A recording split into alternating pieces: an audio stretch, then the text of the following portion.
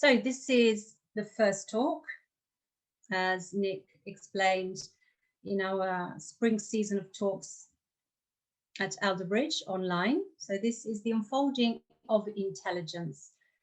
I'll be bringing my own experience, that has been working as an educator with children of all ages, so from the very young, early years, primary, middle, secondary, to further education, and also working with adults of all ages. And this has been a very enriching learning experience, because it's from these experiences that I have learned a lot learn more about the human being and its extraordinary development.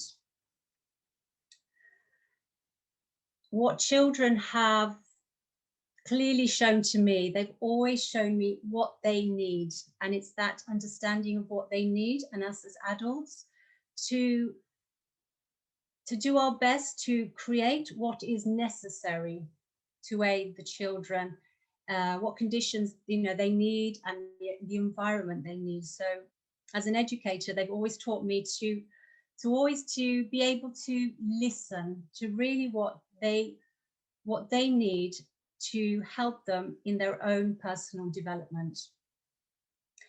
Also, what has been very clear, that children, when we work with children, directly with them, is to not apply theories when we work with child, any kind of models. I'm sure as educators, as parents, we've read a lot about theories and models, but they are interesting, but we should always have them secondary when we're working with children, and not to apply these theories and these models when working directly with children. Because in fact, there is a tendency that through perceiving children through the lenses of theories and models, it acts as a potential limit and a potential barrier. And in many ways, we're not doing justice to the human nature when we do reduce it to such theories and models. These theories and models that also lead to a tendency to categorize, to label children. In fact, there are so many labels today, categorizing and labeling children, and more often there is the use of the word disorder, children that have disorders, which in many ways is quite unfair to label children as having disorders. It's also quite harmful, and it can be quite insulting at the same time. And like I say, we're not doing children any justice in clarifying them and identifying them as having disorders. The work of an educator, seen in a higher sense, is more than just teaching. It's teaching in the sense that it is a mastery, it's an art in becoming. So we're not a teacher just because we've learned how to teach. It's something that we become over time, and in that time we learn to master the art of education, that it becomes a mastery, and this over time. And the key awareness in this art of becoming a master educator is that to learn to really perceive children, to really see them. And what we mean by really seeing is that we don't perceive children with this inner conversation, that we come to conclusions already, that children maybe have a tendency to bring a certain behavior, a certain dynamic, and then through that behavior and through that dynamic, we come up to maybe a conclusion to why the child is like that, and we come to label the child as maybe being disturbed in some way. the child does bring elements that that show that the child is having difficulties, but it is the action, the behavior, the emotion that displays is a way of the child, of a child's way of communicating that they are having difficulties, but it's not that they are actually difficult. What is needed, that when we work with children, that we put the children at the center. It's at the center, and it's not the difficulty that the child brings, because we have a tendency to put the difficulty at the center and the child not. And often there is this use of labeling children as special educational needs children, when it's children that have those needs, but they are not those needs, if that makes sense. It's a very subtle difference, but it's the child we look at, and their needs that they bring are just added information to help us to understand the enigma that is all of us, that we all have our own difficulties, our own dynamics, but it's that these give us as educators those clues to coming closer to that mystery that is the child and the human being in general. So the art of seeing, this is what I work with when I'm working in aiding educators in working with children. The ability to observe, to really see, so without having any preconceived ideas, judgments, this inner active silence. So this silence and this active listening to really observe, pure observation. So eliminating all those theories, all the things that we've learned. And this takes time. This is like I say, the art in becoming. So to work through this ability to eliminate all the theories that we've learned, or the things that we think we know, and to approach the child as an individual, a species in themselves. An individual is unique. So we really need to view that individual as being unique. It's like we're seeing that child for the first time, and it's the only child in its own species. We are, like I say, a species in ourselves. This I really learned. I want to share with you this is a very little experience, but it's something that really has stuck with me for many years. I brought this activity, this project, into mainstream schools and also independent schools, the rhythm of the child. And there was this 5-year-old girl. She was labeled as the girl that didn't really follow the lessons, didn't listen, didn't concentrate. And the more that label, that identifying was put on this girl, more she kind of confirmed those theories. And in the first lessons, she was just kind of moving around the space, in and out of the circle, not really following the lesson. And what I noticed was her eyes. She didn't really focus. She was almost kind of absent in the space. And in one lesson, something quite simple happened, that we managed to gain eye contact. And she just was kind of overwhelmed by it. Not overwhelmed, but it was just her face saying, well, you're actually seeing me. And it lasted for about 5 seconds. It was this silent dialogue. And what I noticed in this girl's face were her eyes light up, that she had finally been seen. And it was just such an overwhelming moment to be present in that moment where someone is telling you that they're being seen for the first time. she was in an Italian family, lots of people. She wasn't alone because like she had a very big family. And I think that was probably the issue. The fact is that she was one in many. And it was quite easy not to really be listened to really be observed, to be seen. And that one meeting of 5 seconds changed that girl's relationship in the work that we did in the class. She was totally present. It was incredible.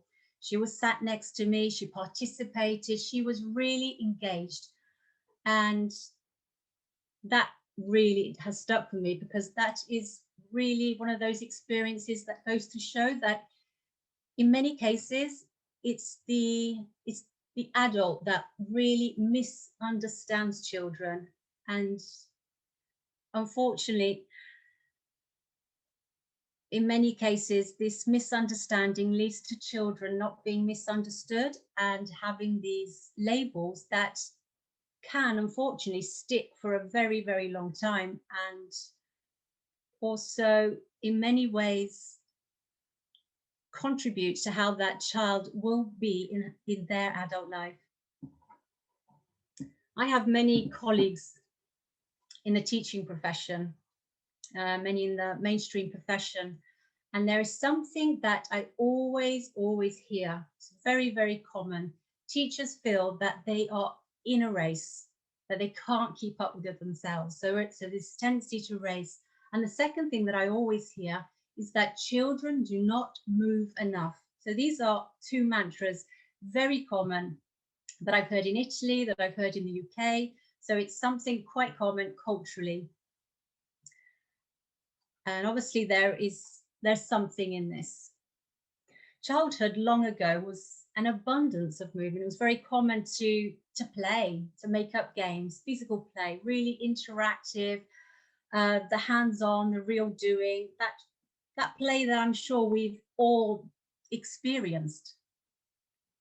But what's happened and what we're seeing is that this play, this movement has rapidly declined in a very short amount of time.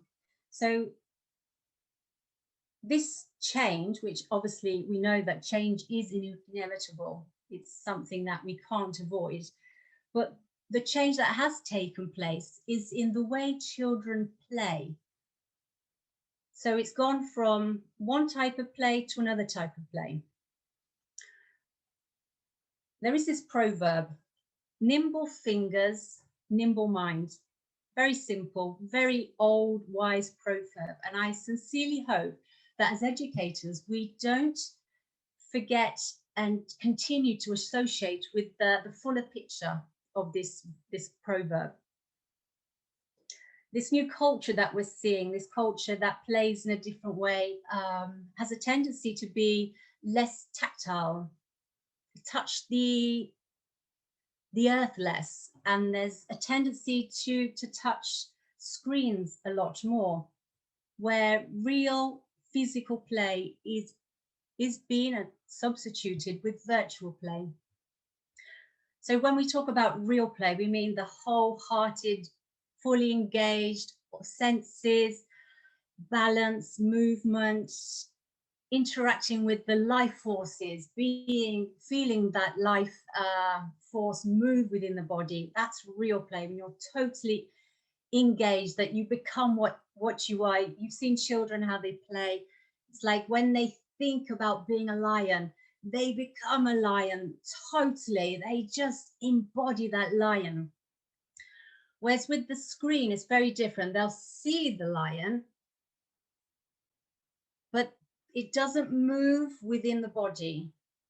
So they have this input, this sensory input that is auditory and visual, but it comes in and there is no movement.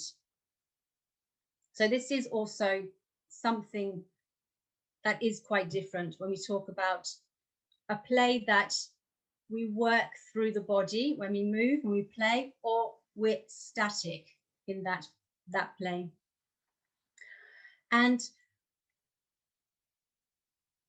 what I've noticed with different children, that that way of playing where we have this, in many cases it can be a sensory overload, lots of visual images and lots of sounds, but no movement, can go in two ways.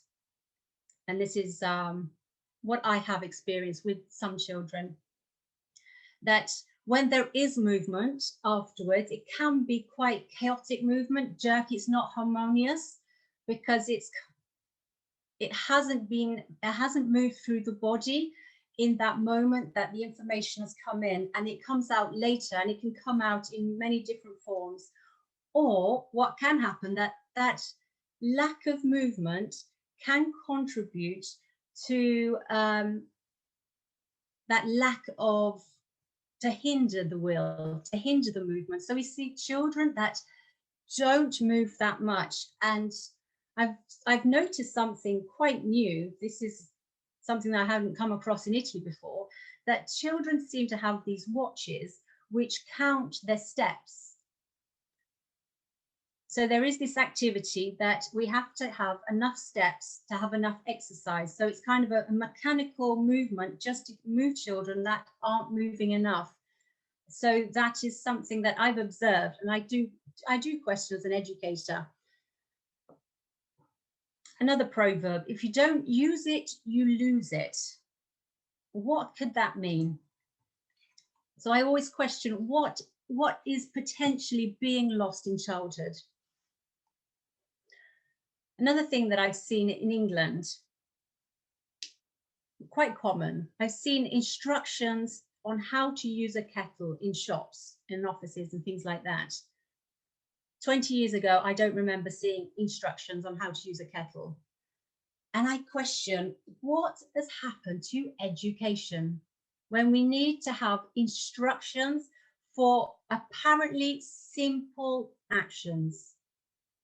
I just question. I don't want to judge. I just observe and question what has happened. What has happened to our education? The basics of life, common sense, seem to have been lost. I really sincerely hope not. But there seems to be this possible risk when we do not learn, when we stop learning from experiences, because it's through experiences that we can really understand, through living that experience. That's when something really makes sense. We really understand it because we've had the experience, which is different when it comes as an instruction. Somebody's told us about an experience, a theory. And when it comes as an instruction, or if it's just simply taught, we risk that learning is only partial if it's not aided with the experience. So to really prepare for life, what we really should be giving to our children at the very beginning is a very practical, hands-on, experiential education to allow minds and bodies to learn about the world through actually interacting with the world, interacting with their senses, with their whole being. So how do children learn? How do they recall information? And what is intelligence, and how do we define it? There are many definitions. I'm sure you have lots of your own definitions, but it'll be interesting to hear from you, whoever would like to add to the chat. How would you define intelligence? What is intelligence? Hi, I think it could be like the ability to solve problems and react to a specific situation. The possibility to solve problems, to adapt, to create, to think, to make decisions. It's that dynamic mindset to be able to create, to learn about how to problem solve. These are just a few examples. There's also the theory of multiple intelligence. So intelligence is something that isn't really quite fully understood. We have many theories, but it's like the human being is so complex.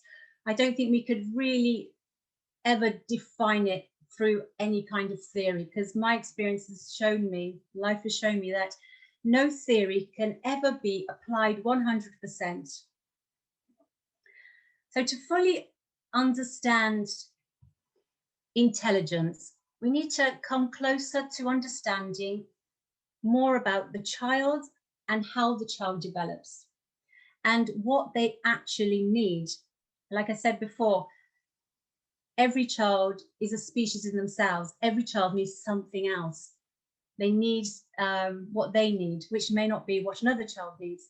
So really is working with that individual in becoming. So we have this tendency at the moment, there is this tendency to have a reductionist approach when working with children, this reductionist approach that's born from Descartes, whose idea was the world is like a machine, and we learn about it by taking it apart and looking at the parts and putting it back together. The opposite view to reductionism is holism, which is very different. We don't look at the parts, we look at the whole. So to gain this fuller picture, it's important, like I said before, not to make any assumptions, not to judge, and not to see the individual as being in separate parts. Otherwise, we're just viewing with these lenses, with these theories and opinions and ideas. We limit our intelligence within the confines of these theories and these models, and above all, in applying them. So the role of education is the role to educate. But what does education mean? Even this is an interesting question. I learn also about what it means looking at the etymology of the word. I particularly like the Italian meaning of the word education, which in Italian is educare, which it spells like educare, so caring about education. It comes from the Latin educere. The Italian language, as many of you know, is very poetic. It's a very, the language of the soul is full of vowels, and the way it's spoken is very musical. But the meaning of the word education, for me, really explains it perfectly. I'll say it in Italian. Let's see if you can understand, even if you don't understand Italian. I know there's an Italian here, so don't give the game away. Fuori. Tirare fuori, cioè che sta dentro, è portare alla luce. Which translates, what lives within, to bring out. So to bring out what lives within and bring it to the light. It's such a beautiful definition of the word education. And I really, really, really always try to identify with that meaning of what it means to educate, looking at this ancient meaning of the word education. Whereas in the English version, if you look at the meaning of the word in the English language, it's not as poetic. This is also a cultural thing. It's very interesting. We look at the use of the language, and the language we use really does contribute to the way we think. So we really have to be aware of our language, and that in itself is an education. So the etymology of the word education is the process of receiving and giving systematic instruction. Not as poetic, but I've also found another meaning, which is that education is an enlightening experience. There's a tendency towards the first and less of the latter, which is something we could work on. There's still this potential that education can and wants to be an enlightening experience. So education, educators, like I said before, it's the art of becoming. It's a mastery, and it takes time. When we talk about education, we talk about pedagogy or pedagogy. And some also even say to me, what does that mean? It's like this word. Pedagogy is the roots of the education, because it is it's a humanistic discipline, and it studies education and the human being. So depending on this vision of the human being that we have, the pedagogy we use, it will obviously go to influence the education that we bring to the children. And it's a word that's Greek in origin, which means to accompany. And that in itself says everything. Our work is to accompany children. The education is to accompany children in allowing them to really be able over time to whatever they bring within, that it is brought out over time and brought to the light. We also hear today, it's quite widely used. I've noticed this now, not 20 years ago. It's really interesting coming out of a country and coming back, because then you really do see things from a different perspective as opposed to being continuously in that culture. So I've come back and I hear quite a lot this terminology of child-centered education, holistic education. It's become quite widely used. Some could even argue abused. It's just become a word without no real meaning. So we always talk about child-centered education, but I don't often see that it is actually the case, that the child is not at the center. So we can't really say it's a child-centered education if the child is nowhere near the center. Or a holistic education. It's almost like we use that word holistic, not really understanding what holistic actually means. So what does holistic mean? It basically means returning to unity, to one. So moving away from this reductionism and moving to unity. The pedagogy that we use at our school, I'm not sure if you know about the Steiner-Waldorf pedagogy. It's a pedagogy that mirrors, that works with the understanding, that sees the holistic essence of the human being, working with the knowledge that the human being has three aspects. So it has a part, another part, and another part, and all together they're educated to really bring a holistic education. So these three aspects, what are they? We have the spiritual being, the soul being, and the physical being. So they're three beings in one, like it's a trilogy. So these three aspects are what we work to educate. So within the physical body operates the forces of the spirit and the soul. The human being in essence is a spiritual being and expresses itself through soul and through body. Within our pedagogy, we work with the knowledge that within the soul live the three faculties, for another trilogy, and these three human faculties are those of thinking, feeling, and willing, and doing. So it's like the education of the head, the heart, and the willing hands, the ability to do. And these are educated in cycles. The pedagogy works in cycles. So we have this division, because pedagogy means from the ages of 0 to 21. That is pedagogy. Because after, we're not talking anymore about pedagogy. It's something else. So there are three cycles in this one big cycle. So one cycle is 0 to 7. So that's the first cycle. The second cycle is 7 to 14. And from 14 to 21, we have the third cycle. We call this the big cycle. So this is when education